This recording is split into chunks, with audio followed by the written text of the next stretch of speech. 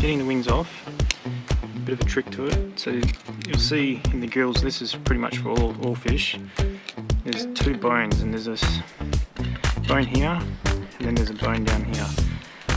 So this bone, that you'll see it move a bit. I'm going to slice under that.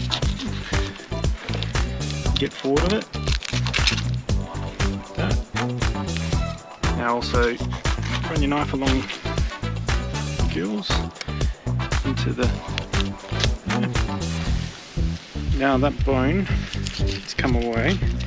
So what you can do is slice along the rib cage, and that will literally tear apart on this side of the fish. To get the other side, do exactly the same. And slice through. Pull. Slice through there, and then there's your wings.